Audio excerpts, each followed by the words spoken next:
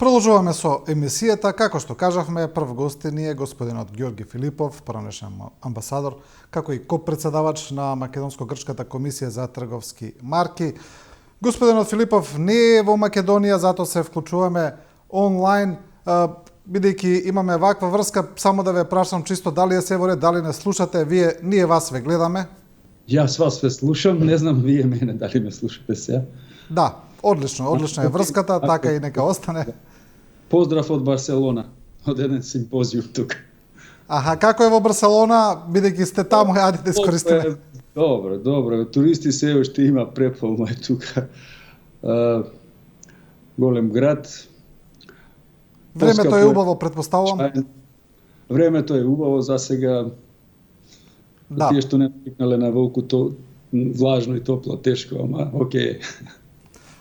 Господине Филипов, она што последно се случи во однос на надворешната политика, но и на внатрешните односи измешани се, тоа е протерувањето на една група руски дипломати од Македонија. Тоа е настан кој се повторува, протерани се тројца руски дипломати, тоа е настан кој се повторува неколку пати кај нас. Еве, чисто за вовет, за разговорот, тие се прогласени за персона нон грата, протерани се од државата како непожелни. Тука нешто што предизвика остра реакција од Москва, како и претходно тие тоа го оценуваат како непријателски чин, но интересно е што ова некако се повторува неколку пати, како што кажав, за една мала земја како Македонија. На некои име дури и чудно што толку често протеруваме руски дипломати. Дали ви е чудно на вас? Имајќи предвид целата состојба која што е во Европа и особено војната во Украина и останати некои настани, не е толку необично, барем за мене, и имајќи го предвид членот 9 од Виенската конвенција за дипломатски односи, во кој што државата што акредитирала некого од дипломатите може во секое време да го прогласи за персона нон грата без образложение. Се разбира дека сигурно има некое образложение, меѓутоа образложението не се прикажува во јавноста. Тоа е најчест случај воопшто. Тоа и руското МНР ако направи таква некоја акција на протерување, исто нема обврска да образложи зошто, па гледаме дека и нашето МНР не образложува точно зошто. Тој член 9 од конвенцијата го дозволува тоа да не мора да се образложува секојаш зошто се протерува некоја особа. Веројатно постојат некои причини. Во МНР го знаат, барем тие што треба да го знаат тоа, уште повеќе знаат веројатно некои од разузнавачките служби, меѓутоа наше не е да погодуваме сега, веројатно постоеле некои причини, а тоа дека Македонија е баш погодна, иако е мала земја, има многу интересна географска положба, интересно обкружување во моментот, тука е Косово, тука е Србија, тие имаат нерешен проблем меѓу нив. Тука сме Албанија, ние како кандидати за отплашување, односно продолжување на преговорите со Европската Унија. Имаме малку спор со Бугарија, таа всушност ни оспорава некои наши идентитетски прашања.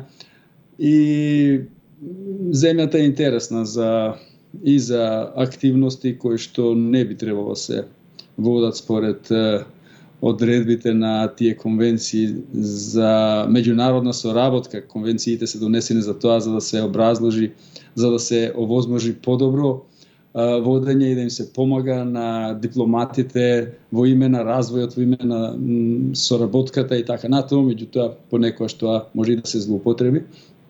Не би навлегувал јас во причините, ако постоела некоја причина толку голема за да мора да се образложи, веројатно и би било тоа направено, меѓутоа, значи, исто како на царина што може да биде вратен секој што тргнал во една земја и без да му се каже зошто го враќа, така и овие дипломатите кои што се во одредена земја испратени со акредитација, може да бидат и од таа земја прогласени за персона нон грата за подолго или за известно време. Но, господине Филипов, тоа што го кажавте вие, тоа исто стои и во образложението на МНР, дека се протерани бидејќи ја прекршиле Виенската конвенција. Тоа беше кажано и при протерувањето на претходните дипломати, исто така, од страна на МНР. И сега за јавноста е тоа прилично непозната територија. Можете ли малку да ни објасните што значи таа Виенска конвенција?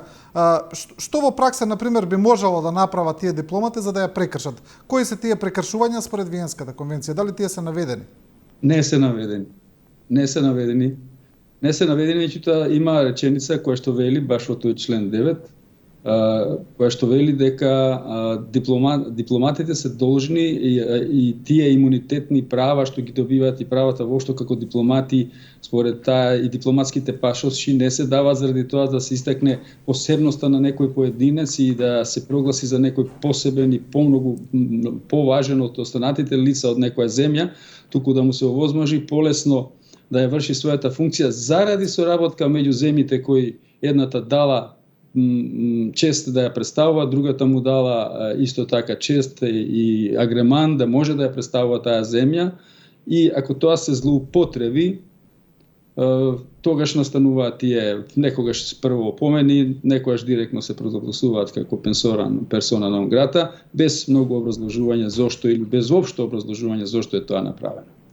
Да, но сега од страна на бугарската медиумска сцена и нивните партиски препукувања, но и од страна на председателот Пендаровски излегува дополнителни информации кои даваат една сосема друга димензија на овој случај.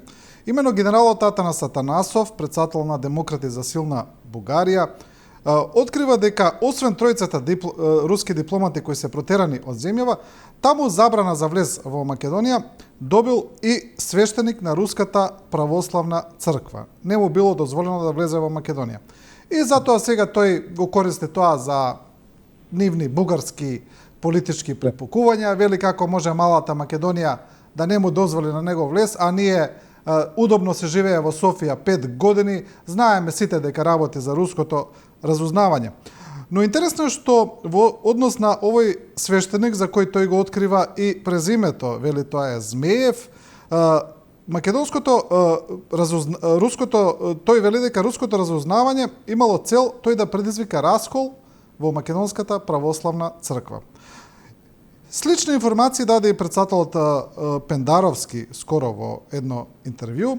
Тој вели дека македонските служби имаат информации од партнерите во НАТО дека има налепени руски елементи во највисоко раководство на Синодот на Македонската православна црква.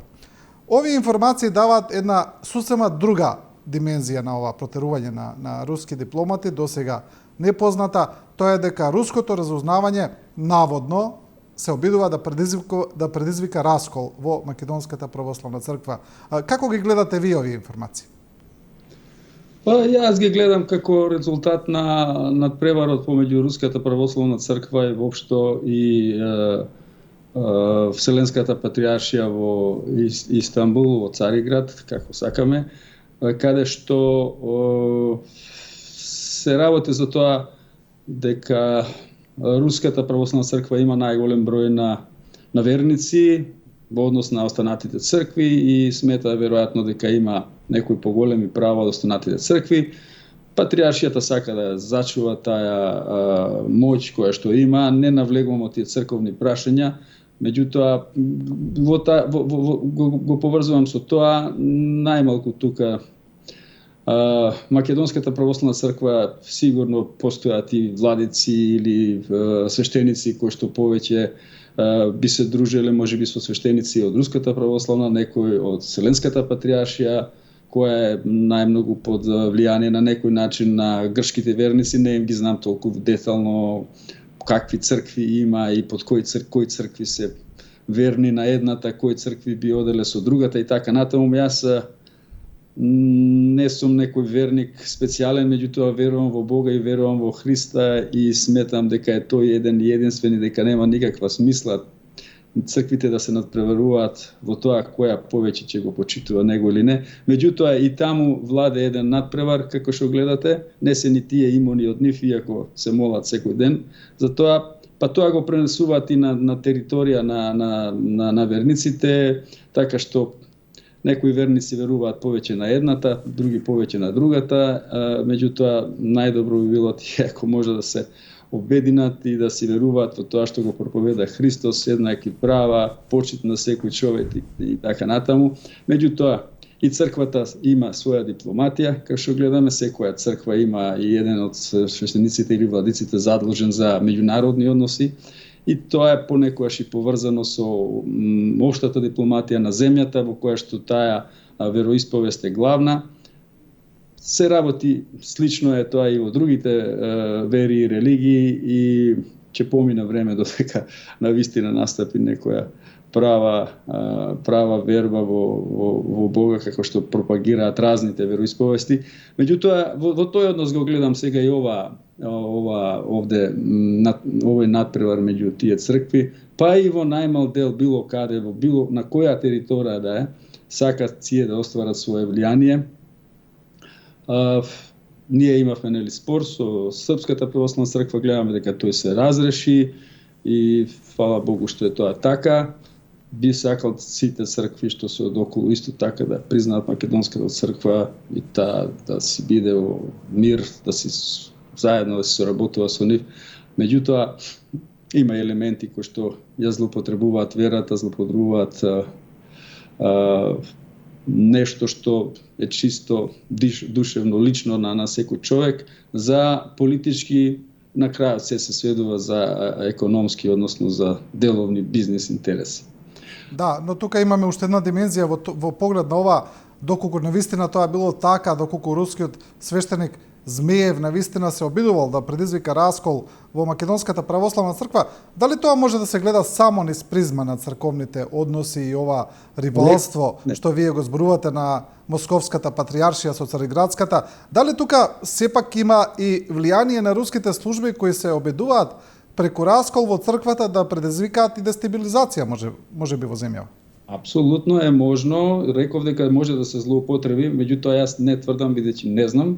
Може да се злоупотреби, и оттаму таа е спрега понекогаш и на црковните со државните власти. Понекогаш велам, иако секуларни се и Руска Федерација, и Македонија, и Бугарија, и овие држави сите во Европска унија се секуларни, не ги мешаат верските прашања со државните, меѓутоа тоа е така на хартија и по устав, во пракса не е така. Така да знаат, се користат сите можни влијанија понекогаш за да се влијае на освојување на поголема политичка моќ било каде на територија над светот во интерес на сопствените државни интереси на државата. Значи понекогаш црквата може и да се злоупотреби. Во однос на тоа фамозно руско влијание во земјава, колкаво е, дали е големо, дали има влијание и врз политички субјекти, врз други општествени субјекти и така натаму, цело време се дебатира, има спротивставени мислења. Едни велат дека Македонија можеби некогаш ги преувеличува тие информации околу можното руско влијание, други па велат дека тоа е многу поголемо отколку што се смета. Сега, логично прашање се наметнуваат тука во контекст на руската инвазија врз Украина. Таму веќе се гледа дека на Русија не е оди како што планира, дека се работи за една тешка и исцрпувачка војна, каде Русија користи огромен дел од своите ресурси. И сега логично е прашањето, дали мислите дека руските служби навистина имаат сега капацитет да се занимаваат толку многу и со други земји, па еве и со земја како што е Македонија, која е релативно географски оддалечена од Русија, релативно мала земја, тоа го кажавме. Имаат ли, мислите, капацитет се уште да се занимаваат со сите тие релации?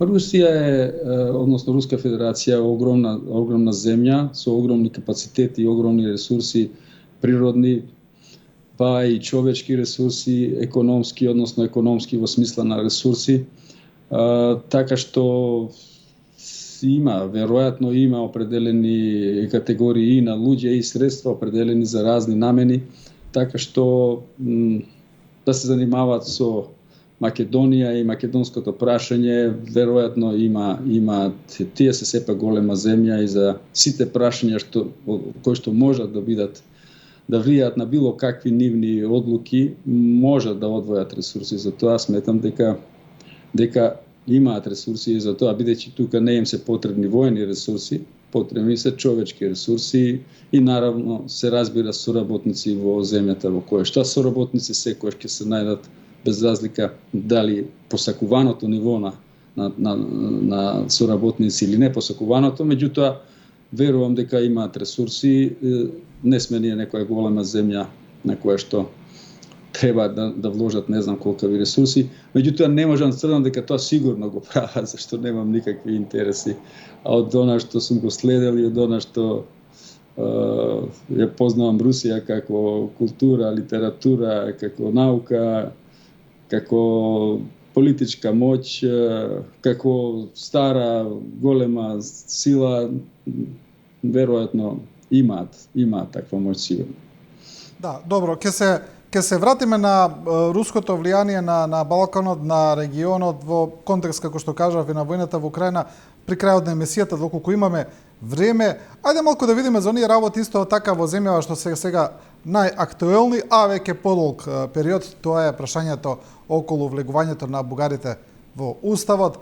Имено, дали треба, дали не треба, тоа е веќе една исцрпувачка дебата која трае со месеци, но вас ќе ве прашам од еден друг аспект, како гледате на целата оваа дебата, на политичкиот контекст на прашањето?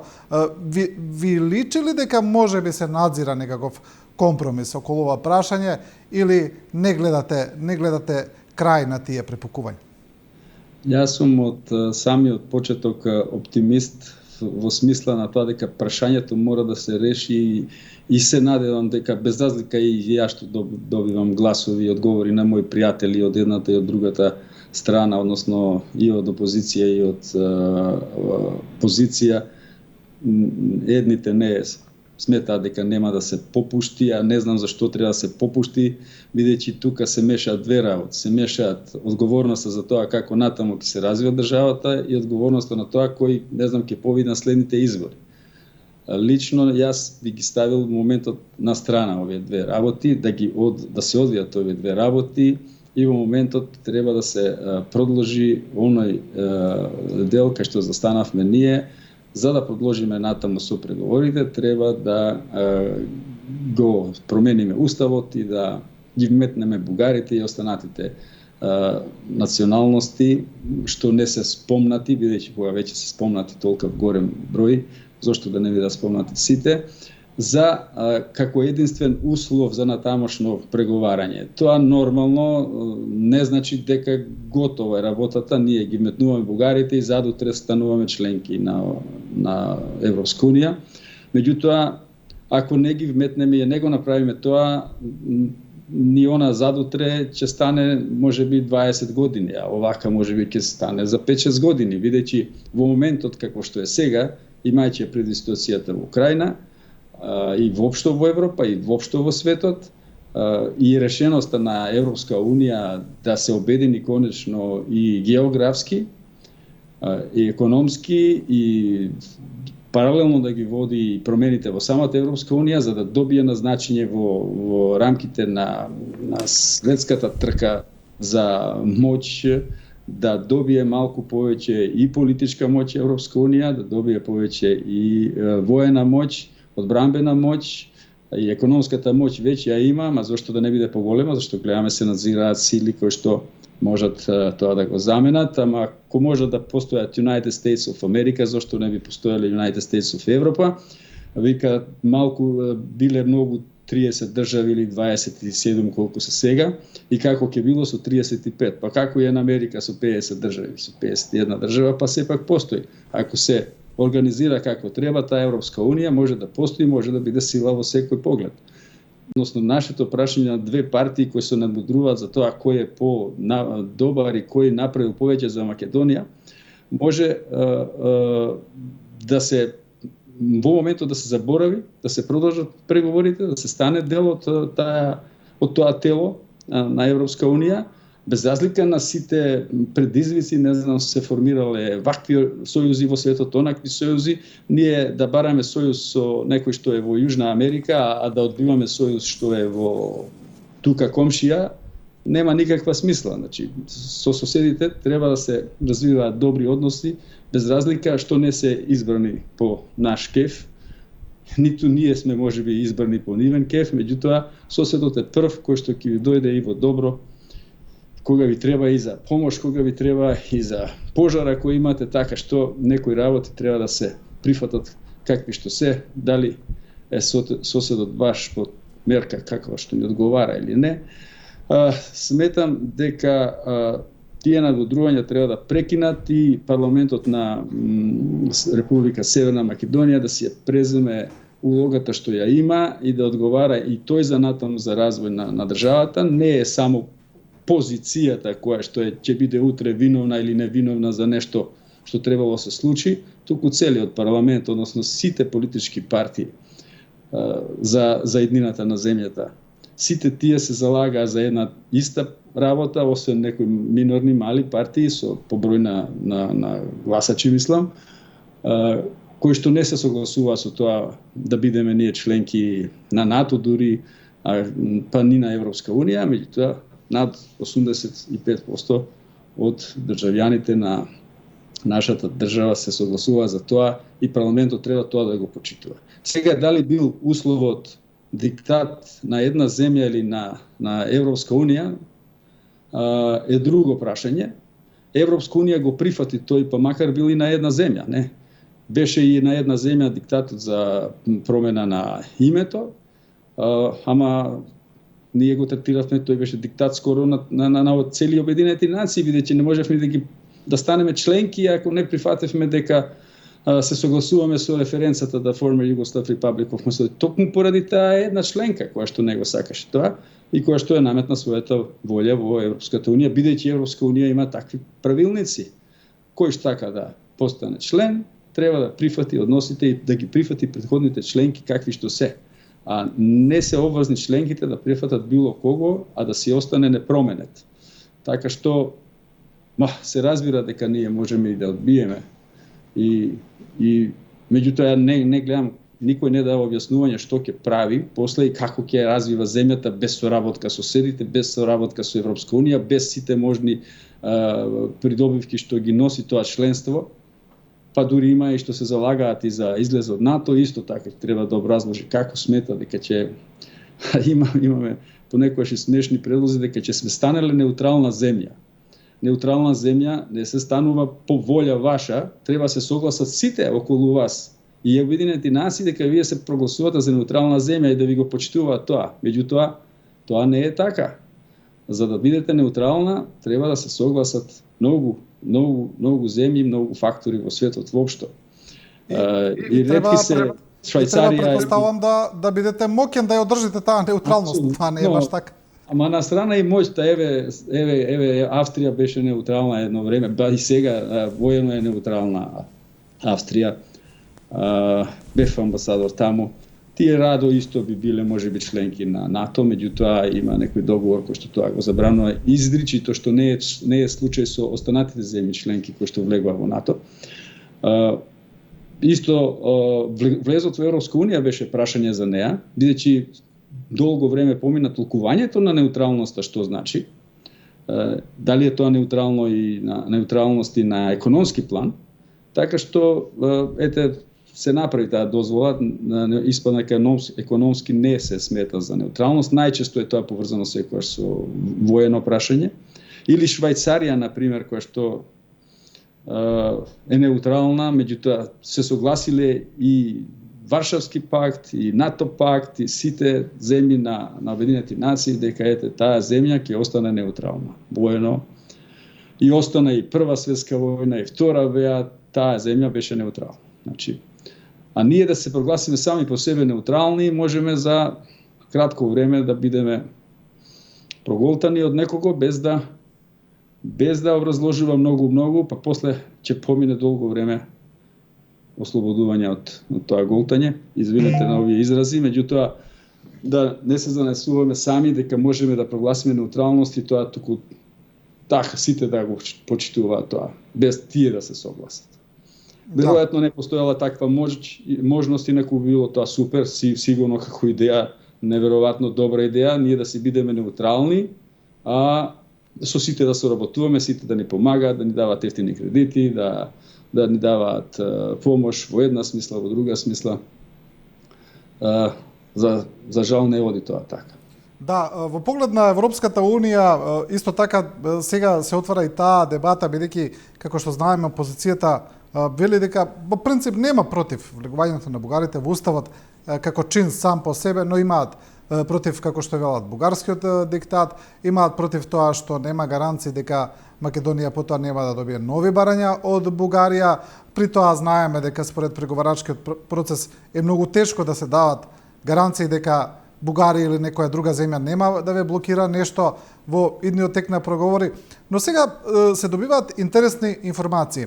Прва е дека цело време се повторува тој рок дека Македонија може да влезе до 2030 година во Европската Унија, доколку сега ги почне преговорите, тоа го повторуваат и европските представници, но се добиваат и дополнителни сега информации дека се размислува за тоа и за некаква промена на преговарачкиот процес, например дека со затварањето на секое поглавје Македонија, мислам земјата која кандидат, станува земја членка за тоа поглавје. И така натаму, додека на крајот не стане полноправна членка. Еве прво од ова да почнеме, од оваа промена на престапниот процес. Мислите ли дека тоа е можно, например? Па јас мислам дека е можно. Збитнувањата во светот ја за Европска Унија ги пречека неподготвено. Испања дека таа инерција со која што располага дека е многу голема и дека не може да ги следи случувањата, брзината на случувањата, па и обемот на случувањата. И затоа самата Европа треба да се реновира, всушност одамна требаше да се реновира, да се поправа, да се адаптира во согласно со условите што настануваат на теренот, во развојот на светот воопшто. И оттаму овие идеи се надевам дека некој ќе преминат и во пракса, бидејќи често пати се нафрлаат еден или друг лидер на одредена од поголемиве држави, ќе пласира некоја идеја, па ќе поминат 5 години, ништо не се случува, да не го спомнуваме сега кој е. Еве и сега се спомнуваат некои идеи, меѓутоа мислам дека е сега крајно време тоа да се, бидејќи нуждата го менува правилото, а нужда се води војна во самата Европа, во сама близина с европски држави, веќе се во близина на една голема војна што се води. И Европа сваќа дека таа војна не беше ни само војна, гледаме дека влијаеше и на трговски односи, на економски односи, на снабдување со енергија. Европа мора да се реорганизира, а нема време тоа да го прави секвенцијално, односно чекор по чекор, меѓутоа треба да го прави, не го викаме во тоа информатика, паралел процесинг, значи на повеќе паралелно да оди на повеќе полиња. Од тука и преговорите со овие земји кои што задоснија со влезот во Европска Унија, да ги почне, односно да ги води и самата да се трансформира. Тоа беше суштината на Макрон, на говорот, би рекол, да повторам дека тоа беше говор пред амбасадорите на неговата земја. Значи најмногу тој се задржа на тоа што треба да прави Франција, зашто гледаме во земјите кај што имала влијание, како што е Африка, Азија, во некои земји полека го губи тоа влијание, сака да си го задржи или да го продолжи, што би требало да прават французите, а во исто време во Европа да се овозможи Европа да стане силна и јака, бидејќи таа остана единствена земја членка на Европска Унија, која што е членка на Советот за безбедност. Беше тоа Велика Британија излезе. И сега Франција има тука некое значење големо, како да речеме Европска Унија една од земјите која што има право на вето во Советот за безбедност. Оттаму и промените што треба да се прават во Европа е многу добро што би се правеле заедно со промените на незиното географско менување, односно оние земји кои што заостанале со членството да станат побрзо членки на Европска Унија, па тука дури и за земјите кои што сега се на некој начин во војна, како што е Украина, да се бара начини како и тоа да се направи. Украина не случајно е, тоа е огромна земја, меѓутоа и огромна житница. Гледаме дека не знам колку процент, 20% од можеби производството на жито во светот држи, и тоа е огромен ресурс, огромна моќ да биде и сега таа земја наједнаш да биде испуштена, да не биде членка на Европска Унија. Тоа таму и позициите во кои се наоѓа сепак се занемаруваат. Во друга прилика би рекле, вие ги немате решено односите со соседите, нема што ни да кандидирате воопшто, како нам што ни рекла. меѓутоа гледате не го вела тоа на Украина, туку ја прогласија директно како земја, значи член кандидат. Тоа значи дека нуждата ги менува условите и оттаму верувам и во оваа варијанта, поготоа што го гледав и говорот на фон дер Лајен, синоќа гледав една емисија на РД кај што се уште и во Германија се расправаат некои слични такви можности, бидејќи испуштањето на некои позиции во моментов ќе значат долгорочни последици воопшто за развојот на Европска унија. Тоа значи и за државите како што се дури и Германија и Франција. Оттаму не е чудно да може да се усвои таков елемент. Веќе не е ни толку многу важно дали Бугарија и што како ќе мисли Бугарија, бидејќи во прашање ќе биде развојот на самата Европска унија. Да, и тоа би било особено добро за Македонија, доколку бидејќи ги релаксира и односите во земјава, бидејќи цело време се зборува дека Македонија е излажана, дека премногу чекаме, па константно имаме барања. Доколку би се усвоил таков процес, тоа би довело до еден бран на оптимизам, ми се чини. Би довело до бран на оптимизам, особено ако тоа се почувствува на економско поле. А да не се завлегува во внатрешно политичките битки кој ќе биде на власт и како ќе биде. Јас секому пожелувам успех да победи со идеи како да биде Македонија подобра земја, како да нема корупција, како да се напредува, како младите да остануваат тука, како да бидат пензиите поголеми и така натаму, а не за тоа дали ние сме се продали или некој се продал. Верувам дека сите политичари си ја сакаат земјата и дека никому на памет не му паднало да продава земја.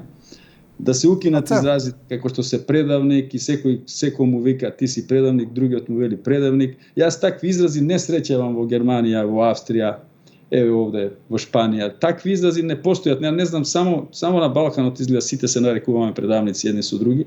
Да го снема тој збор од речник, бидејќи јас барем во мои пријатели, а и ги имам и од една и од друга страна, не сум сретнат ни еден човек што сака да ја предаде Македонија или што ја предал Македонија заради некакви пари, кои ќе речат па за азно пари ја предаде. Не сум сретнал такви луѓе што биле спремни, меѓутоа со различни убедувања сум сретнал. Едни мислат дека е ова подобро, други дека е тоа подобро. Едни се лути на еден сосед, други се лути на друг сосед, меѓутоа политиката и дипломатијата е нешто друго. Нема лутење и не лутење, туку има гледање можности. Некои од големите дипломати го нарекува да се најде своето место меѓу шепа на слон. А шепа на слон колкава е, најдете место меѓу нив, тие се ставени му се нозете, нема место. Ама уметноста е таа. Ние треба си го најдеме тоа место и да живееме нормално и добро, зашто во една џунгла каква што е светот има место и за слонови, има место меѓутоа и за некои мали птици и животни, и едни и други да можат да живеат.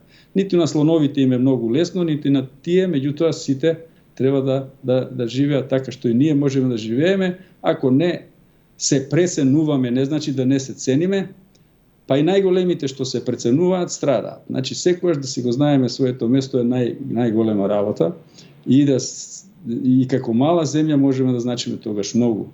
Бидејќи сите ќе ве ценат кога ќе видат дека сте свесен и за вашата моќ и за вашата немоќ. А секој човек е и моќен и немоќен. Да, и секоја земја. Да, ова што го кажавте за предавници е интересно, тој термин ми се чини дека има ексклузивно право на користење на Балканот, не е само во Македонија, во сите балкански земји подеднакво се користи тој термин, за жал. Во поглед на Бугарија сакам да ве прашам, јасно евидентно е дека во последните месеци пораките кои доаѓаат од Софија не се толку остри, дека реториката е максимално намалена.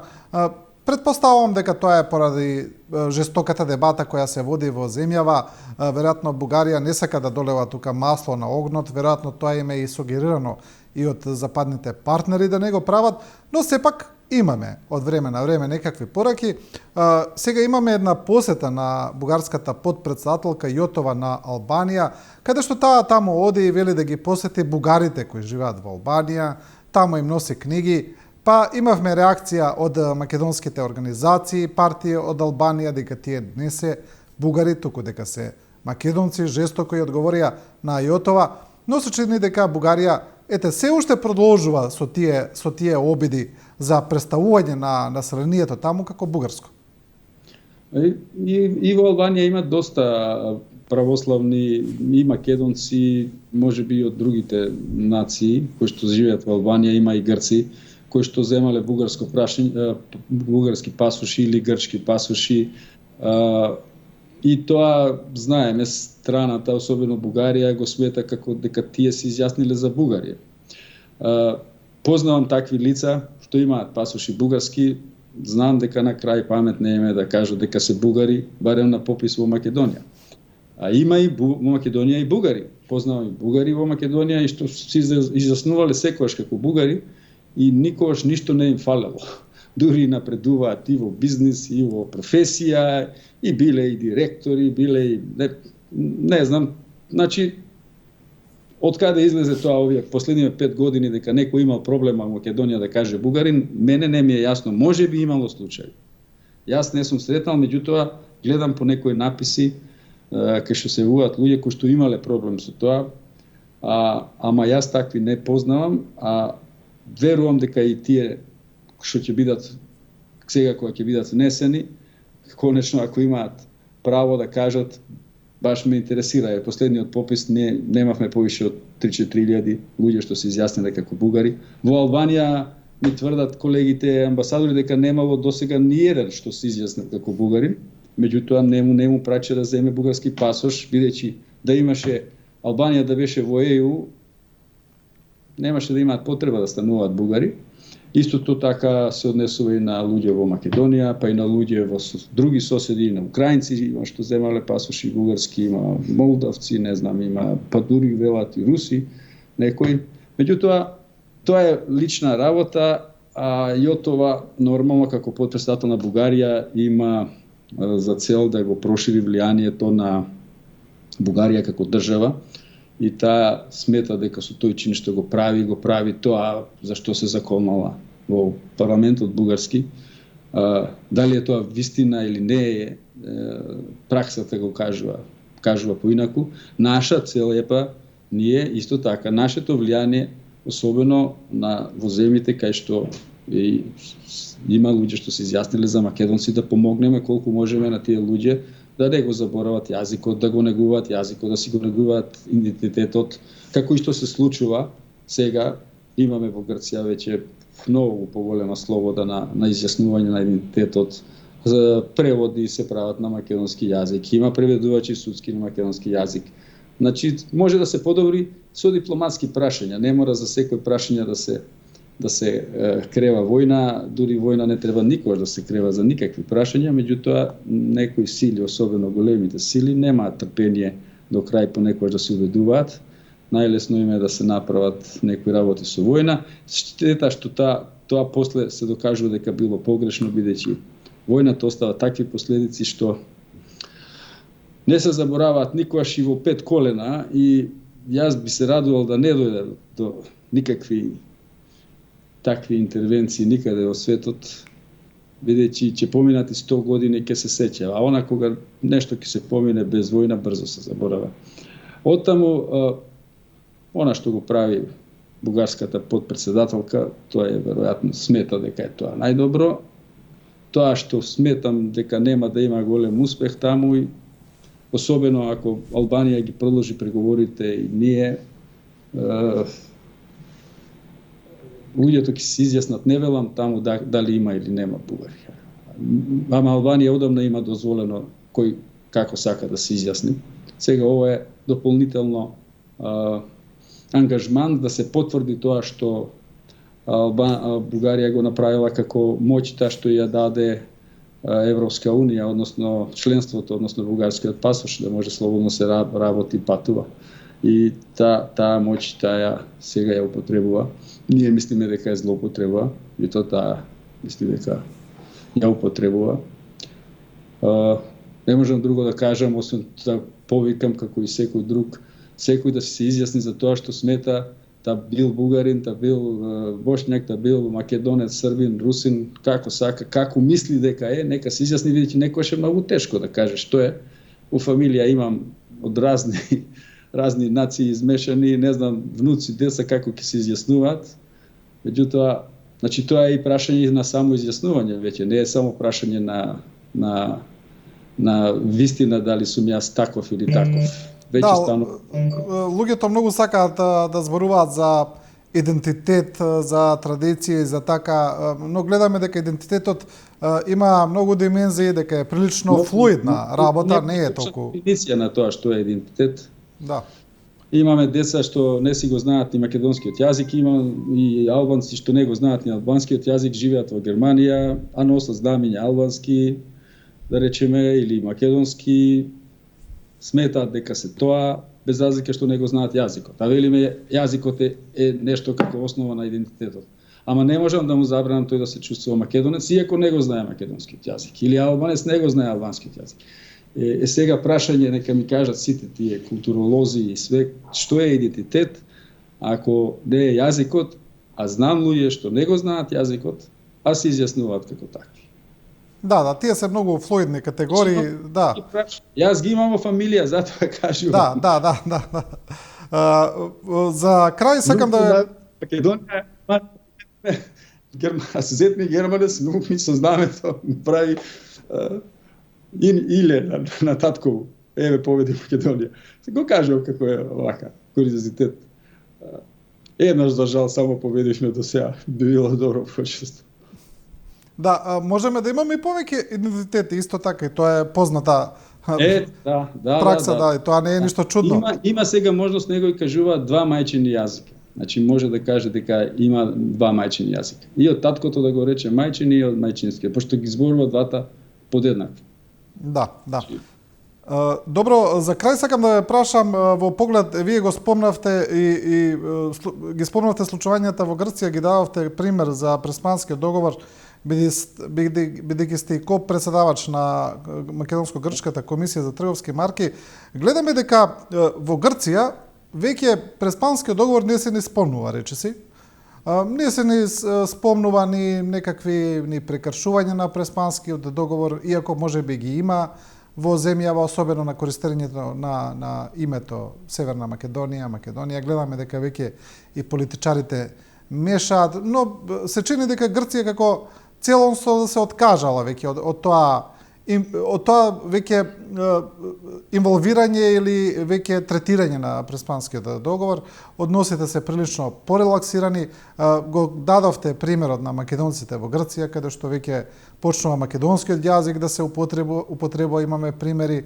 Неодамна беше прикажано едно видео на социјалните мрежи каде што во Грција, освен што се игра оро и се слушаат македонски песни, како што се слушало впрочем и порано, не е прв пат да се разбереме, но имаше и македонско знаме сега, што е куриозитет, еве да речеме. Се чини дека односите се прилично порелаксирани во поглед на тоа прашање. Да, точно е, тоа е точно. Особено што некои од грчките студенти кои што живеа и кои што студираа во Македонија, тогаш имав јас доста пријатели од нив, па и ден денеска ми се некои пријатели од нив, кои што завршија факултети на македонски јазик, кои што и ден денеска нормално основната диплома име на македонски, тогаш можеа до известно време да ја преведат и на грчки, после 80-та година ми се чини некаде дојде забрана, како дојде Папандреу ми се чини на власт, дека нема да им се признаваат тие дипломи, ако се напишени на македонски мора да одат во Белград таму да ги верифицираат или да нешто запишат на некој факултет надвор, па или дури и во Приштина да одат последниот испит да го дадат, за да меѓутоа еве тоа време е минато, сега тие исти имаат право да бидат и преведувачи судски од грчки на македонски и обратно. Знаеме само колку дела и книги се преведени од македонски на грчки, од грчки на македонски, она е понекогаш и смешно и за еве договорот меѓу Сојузот на писатели на Македонија и Сојузот на писатели на Бугарија потпишан на бугарски и на македонски уште многу години однапред. А Академијата бугарска вели дека нема македонски јазик, а низините писатели имаат договор со нашите писатели на македонски и на бугарски. Мислам, тие работи ќе ги снема и со Бугарија, кои ќе се завршат. А што се однесува до оваа комисија со која што јас председавав, ние ги завршивме преговорите во крајот на ноември 2022. Согласно договорот, нормално никој нема приоритет на името Македонија, што и не можеше да се очекува дека поинаку нешто ќе се случи. Размената трговска меѓу Македонија и Грција порасна многу, 2 пати, ако не и 3 пати да се зголеми. Најмногу што беа исплашени винарите, напредуваа најмногу. Сега имаме моментално, дури Македонија е поголем извозник, Република Северна Македонија е поголем извозник од Грција на вино. Ама тоа во пари сметано, Грција е многу поголем производител, да не се залажуваме дека ние сме некој голем производител, меѓутоа како извозник сме на подобра позиција од нив. Значи никому не му пречеше во вистинска смисла тој збор, освен на политичарите кои се бореа за гласачи и го поттикнуваа гласачкото тело со разни манифестации. Знаете правилата како се возбудува гласачкото тело. Политичарите најдобро го знаат, особено оние што им ги водат кампањите. Сега е тој однос посмирен, во основата е постигната, во уставот е променето името, во меѓународните сите институции променето името. Она што ќе го изговори, еве јас понекогаш ќе употребам и вие и било кој, тоа не може никој никому да му го забрани. Во официјални говори нормално се кажува Северна Македонија, во неофицијални говори, особено на обичен човек, ниту во Грција, ниту во Македонија некој може да му забрани како ќе нарекува својата земја. Тие се свесни за тоа, меѓутоа беше поважно да се постигне некоја цела, таа се постигна со промената на името, се дефинира тој географска положба на Македонија, Северна Македонија, меѓутоа во основата остана зборот Македонија кој што дава ексклузивни права на многу работи. Па дури и во трговските марки и во ознаките на географско потекло. Сепак на сите производи од Грција ќе мора да стои produced или made in Greece, во нашите ќе стои made in North Macedonia. North Macedonia сепак зборот Македонија стои. Сега е поедноставно да се разликуваат вината кои се од Македонија, кои се од Грција, не само вината и другите производи, ама еве за вината испадна дека е тоа добро, зашто да си ги пофалам нашите вина. Нашите вина се подобри од грчките, иако се разбира, го кажувам тоа на шега, тоа е прашање на вкус, има и грчки вина одлични. И тука заврши добро. Другиот дел од комисијата мислам дека уште разговараат, ама тие ќе разговараат можеби и по 20 години. Како што разговараат во Полска и во Германија или не знам други држави меѓу себе, Франција и Германија за некои прашања. А најдобро е кога веќе престануваат да разговарат и ќе се договорат како што го направија Германија и Франција за Карло Велики, чиј бил Карло Велики, дали е француз или германец, па еднаш годишно во местото кај што е погребан се одржува заедничка манифестација, награди добиваат изразити поединци од едната или од другата земја, а присуствува секогаш канцеларот на Германија и председателот на Франција. И го слават Карло Велики и едните и другите, ама никош не спомнува дали бил грк или дали бил германец или француз, туку дека бил Карло Велики, го смета како некој прв обединувач на Европа. И тоа е добро за развојот на Европа, добро е кога Франција и Германија имаат добри односи. И зошто не би било тоа нешто слично и на Балканот и ние да се огледаме. Тоа се земји кои што војувале многу пати меѓу себе, или Франција и Англија да речеме. Војувале, или во Скандинавија. Скандинавија и ден денеска ако отидете во Малме, некој ќе ви рече дека па тоа бил дански град. И самите малмешани, ако е Шведска, ама немаат идеја, не би се враќале во Данска, да речеме, си останале во Шведска.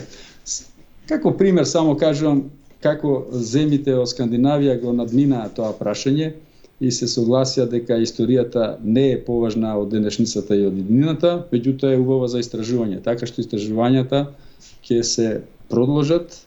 И тие комисии, дури и македонско-бугарската комисија исто ќе продолжи да работи. Не мора да заврши таа комисија со работа и таа не е поврзана со членството на Македонија во Европска унија.